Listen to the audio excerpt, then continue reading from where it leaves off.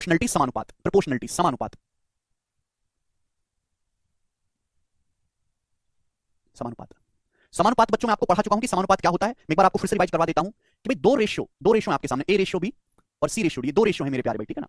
अगर दो रेशियो, सम का मतलब समान, अनुपात का मतलब अनुपात, अगर दो रेशियो की वैल्यू आपस में बराबर है तो हम ये कहते हैं कि दोनों रेशियो सेम प्रोपोर्शन में समानुपात में है, ठीक है ना। और ये प्रोपोर्शन का साइन होता है, ये होता है प्रोपोर्शन का साइन, ठीक है ना, सेम प्रोपोर्शन।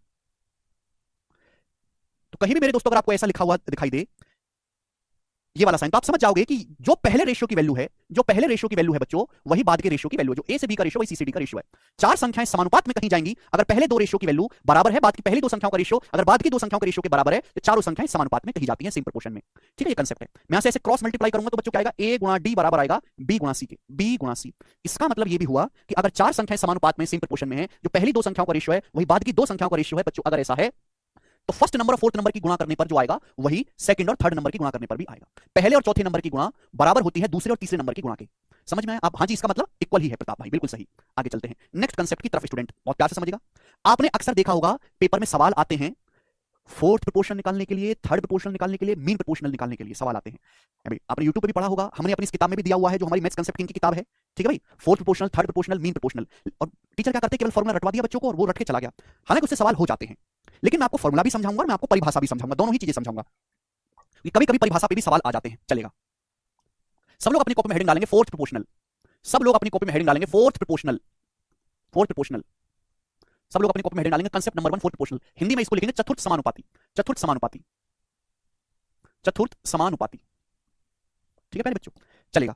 क्या सवाल बनता है, आपको कोई तीन संख्याएं दे देगा, आपको तीन संख्याएं दे देगा ए बी और सी, तीन संख्या दे देगा और आपसे पूछेगा बताओ इनका फोर्थ प्रोपोर्शनल क्या है, फोर्थ प्रोपोर्शनल इसका चतुर्थ समानुपाती क्या है, ये आपसे पूछ लेगा चतुर्थ समानुपाती। आपको तीन संख्याएं दे देगा और आपसे पूछ लेगा कि इनका फोर्थ प्रोपोर्शनल क्या है, ठीक है प्यारे भाई। चलेगा। तो फोर्थ प्रोपोर्शनल का मतलब क्या है, इसकी परिभाषा क्या है, मैं आपको समझाता हूं।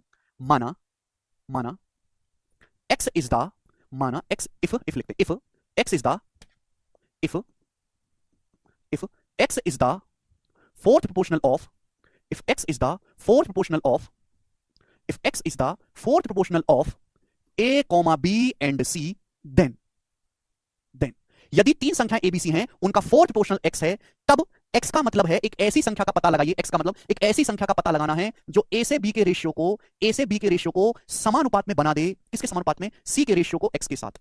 ये होती है फोर्थ प्रोपोर्शनल की परिभाषा, ये परिभाषा है, यहां से फॉर्मूला पैदा हुआ। टीचर पहले फॉर्मूला बताते हैं फिर परिभाषा बताते हैं, गलत बात है। अगर आपको तीन संख्या एबीसी दी हैं, उनका फोर्थ प्रोपोर्शनल x है, तो फोर्थ प्रोपोर्शनल का मतलब एक ऐसी संख्या का पता लगाओ, एक ऐसी संख्या की वैल्यू निकालो जो a से b के रेशियो को बराबर बना दे, किसके रेशियो के साथ, c के रेशियो को x के साथ बराबर बना दे। आप बोलोगे हाँ जी सर बिल्कुल सही। अगर मैं यहां से देखूंगा मेरे प्यारे भाई तो मैं कह सकता हूं कि जो गुणा पहले और चौथे नंबर की है यानी कि a गुणा x, वही गुणा मेरे प्यारे भाई आपके दूसरे और तीसरे बीच की दो संख्याओं की होगी यानी कि b गुणा c। तो यहां से फोर्थ प्रोपोर्शनल की जो वैल्यू होगी x बराबर होगी bc बटा a, x का मान क्या आ जाएगा बच्चों, bc बटा a, x बराबर bc बटा a। कंसेप्ट है, सब लोग अपनी कॉपी में कंसेप्ट लिख लो। अगर आपको तीन संख्याएं abc का फोर्थ प्रोपोर्शनल निकालना है तो x की जो वैल्यू होगी वो bc बटा a होगी,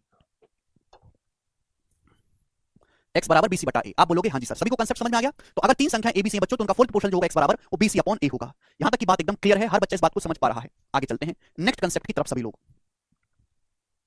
उसके लिए नहीं आया आकाश यहां पे। अगला कंसेप्ट सीखेंगे हम लोग, सभी लोग कॉपी में हेडिंग डालेंगे mean proportional, mean proportional, mean proportional, mean proportional. Hindi वाले भाई लिख लेंगे मध्य अनुपातिक, हिंदी वाले भाई इसको लिखेंगे मध्य अनुपातिक या मध्य समानुपाती, एक ही बात है, मध्य अनुपातिक या मध्य समानुपाती एक ही बात है। समझ में, मीन प्रोपोर्शनल अगला कंसेप्ट, ठीक है भाई। चलेगा मेरे दोस्तों। क्या है कि आपको कोई दो संख्याएं दे देगा, दो संख्याएं ए और बी, दो संख्या आपको दे देगा, कोई भी दो संख्या दे देगा और आपसे पूछ लेगा कि ए और बी का मीन प्रोपोर्शनल मध्य समानुपाती क्या है।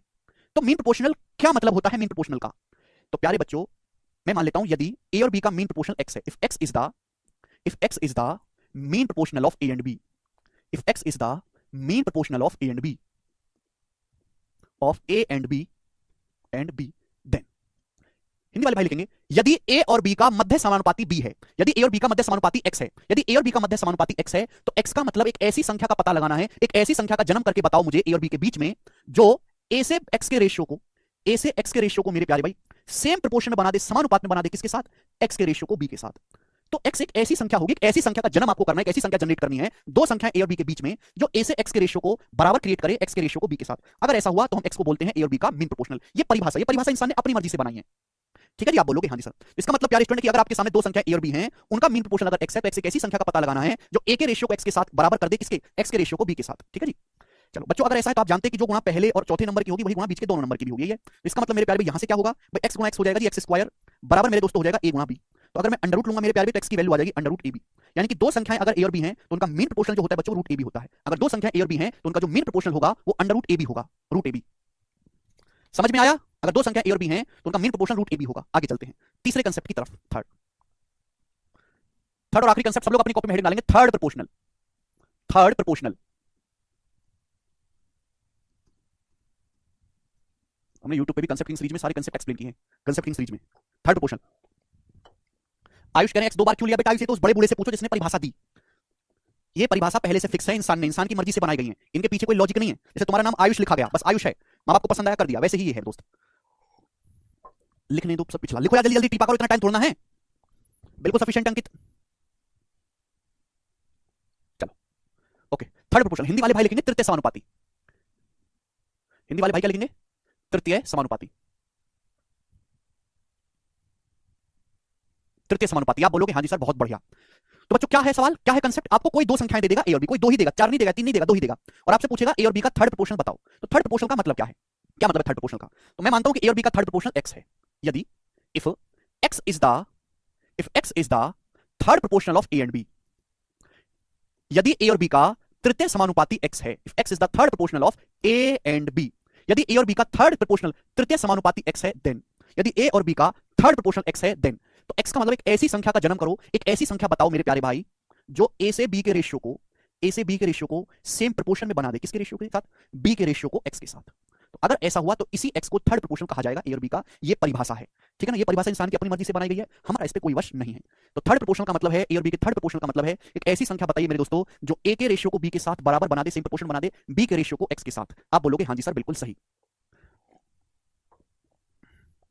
गुलशन कह रहे हैं थोड़ा सा सॉल्यूशन कीजिए सर, आराम से, बहुत फास्ट करते हैं, समझ नहीं आता। गुलशन अगर बेटा तुमको फास्ट लगता है तो तुम्हारा ना साबुन स्लो है, पर सरकार को ना तुम्हें काम पे रखना नहीं चाहिए, क्योंकि तुम इतने ज्यादा स्लो हो कि तुम सरकार को घाटा ही करवा दोगे।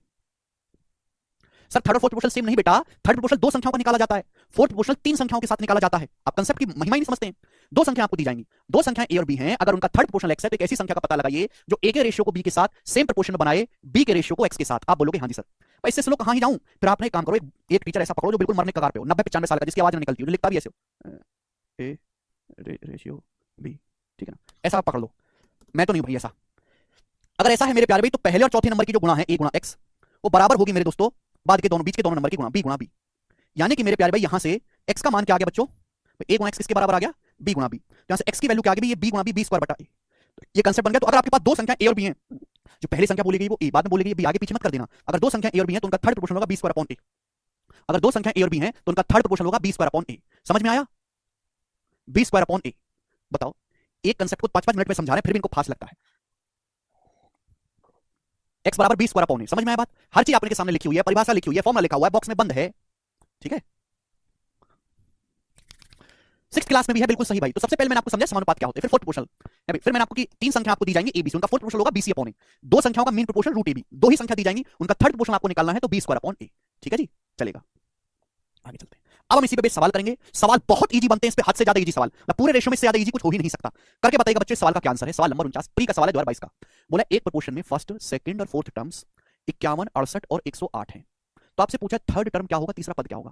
प्रोपोर्शन की केवल परिभाषा आपसे पूछी है, केवल परिभाषा पे सवाल। मैंने आपको बताया कि किसी भी प्रोपोर्शन में पहले और चौथे नंबर की जो गुणा होती है, पहले चौथे नंबर की गुणा, पहला नंबर आपको 51 बोला है, चौथा नंबर आपको 108 बोला है। पहला नंबर 51 है, चौथा नंबर 108, इनकी जो गुणा होगी वो दूसरे और तीसरे नंबर की गुणा के बराबर होगी। सेकंड नंबर बच्चों आपको कितना बोला है? फर्स्ट, सेकंड और फोर्थ नंबर दिया है, थर्ड नंबर मिसिंग है। सेकंड नंबर 68 है, थर्ड नंबर आपको निकालना है तो मल्टीप्लाई बाय थर्ड। ये कर देंगे, एक ही लाइन का सवाल है, किसी बच्चे को कंसेप्ट आता है वो कर लेगा। First number into fourth number बराबर second number into third number. अब देखो 17 से जाएगा बच्चों, 17 51, 17 चौका 68, 4 से बच्चों 108 चला जाएगा 27 बार। तो थर्ड नंबर आ गया जी 27 81, 81 इस सवाल का आंसर है डी ऑप्शन। काफी बेसिक सवाल है, मुश्किल नहीं है एकदम।